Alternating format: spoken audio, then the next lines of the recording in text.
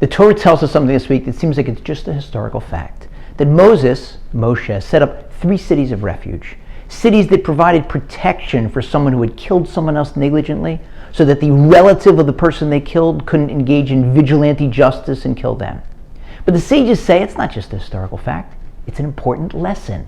Because there are 6 cities of refuge. The 3 on the other side of the Jordan, outside Israel, that Moshe set up.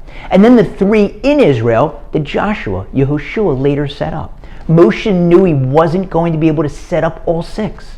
And he knew that the first 3 don't go into effect until the other 3 are set up. So he could have said, I'm not going to do this. It's not a real mitzvah. I can't complete it. They didn't go into effect until after my death. And he said, no, I'm going to do what I can. So we see from here that if you have a chance to do a mitzvah, you grab it. Even if it's only half a mitzvah, a piece of a mitzvah, even if you know you're not going to be able to complete it, you do what you can do. I saw a very interesting example of this concept earlier this week from a current day Moshe, my son Moshe. He came back to visit us from Israel with his wife and children for the first time in almost 2 years. I picked him up after a red-eye flight, 5:30 in the morning. He and I put the bags in the back of the van. And then as I walk around to the front of the van to drive, he walks around the other side to the front passenger seat and gets involved in a conversation with a total stranger. And I'm sitting in the car. I say to his wife behind me, what's he doing? She says, I have no idea. Probably some mitzvah. Just let him do his thing. I say, okay. I sit. I turn the car on so we have the AC. And we're waiting. And they're talking. And then the guy goes back to his car. He brings something back. I'm thinking, what is going on here? And so eventually my son knocks on the window. I open it. He says, Dad, you have $20? I whisper to him, he must have really told you a great sob story if you're giving him $20. He whispers back to me, no, I'm buying mezuzahs from him. I whisper back, Mo, that guy does not look like a mezuzah salesman. I'm going to show you a picture. For those of you who don't recognize my son, he's the one on the right. The mezuzah salesman is the one on the left.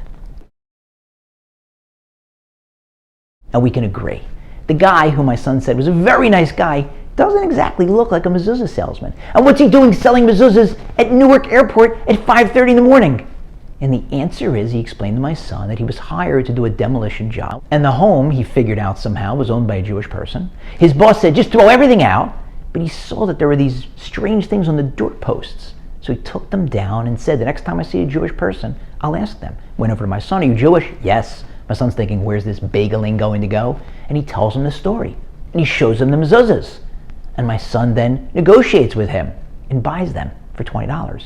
He said, Dad, I didn't get a chance to open each one and check each word to see if they're kosher. But if they're kosher and he's going to throw them out, I have to save 4 mezuzahs from being thrown out. And even if they're not kosher, I have to make sure that they get disposed of properly.